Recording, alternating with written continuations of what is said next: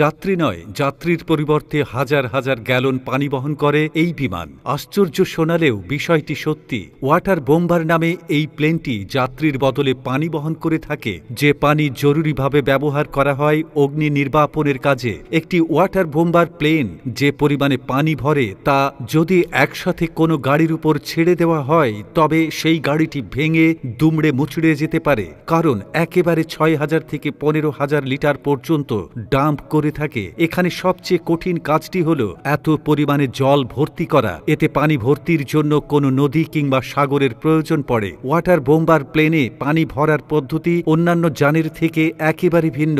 এটি চলন্ত অবস্থায় পানি ভর্তি করে ফেলে। এজন্য প্লেনের নিচে দিয়ে দুটি হোল রাখা হয়, যেটাকে বলা হয় ইনট্যাক্ট ভালভ। এর দ্বারা পানি ভর্তি হয়ে থাকে। পানি ভর্তি হয়ে গেলে পাইলটরা হোল উঠিয়ে নেয়। পরিপূর্ণভাবে পানি ভর্তি হয়ে গেলে এয়ারক্রাফটটির ওজন ১১,০০০ পাউন্ডের মতো হয়ে যায়। শক্তিশালী ইঞ্জিন সহজে এই ভার বয়ে নিয়ে যেতে পারে।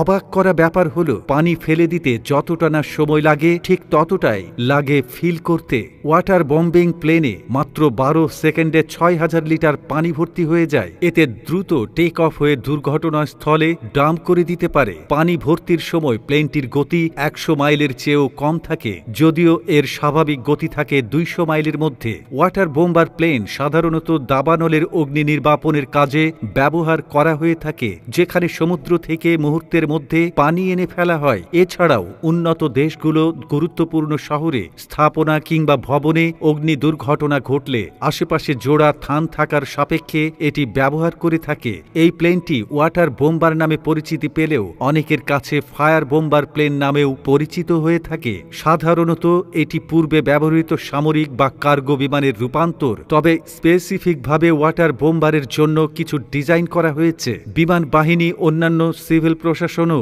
এটি ব্যবহার করে থাকে। অন্যান্য বিমান যেখানে ৮০০ ফুট উচ্চতা থেকে অগ্নি নির্বাপনে অংশ নেয়, সেখানে ফায়ার বোম্বার প্লেন ১০০ ফুট পর্যন্ত নামতে পারে। একই সাথে এটির ডানা ৬ ঘন্টা অভিযান চালিয়ে যাওয়ার ক্ষমতা রাখে। এখন পর্যন্ত তৈরি করা এই বহুল ওয়াটার বোম্বার বিমানগুলোর মধ্যে একটি হল CY-415।